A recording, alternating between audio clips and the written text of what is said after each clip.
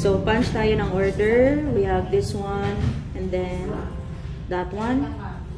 Next, total amount will be viewed in front. Tapos, magbabayad si customer natin through GCash. Tender lang tayo. Payment type will be GCash.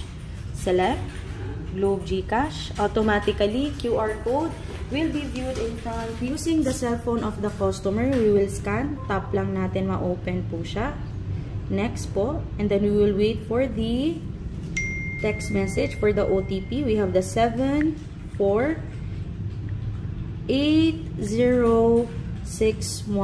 Next, the 4-digit PIN used by the ating customer. Tap lang nila yung next. Automatically pay. And then, nakapag-paid na po siya. Going back in front. Confirmation, GCash payment successful. Tap OK. Tender sales. Proceed lang po.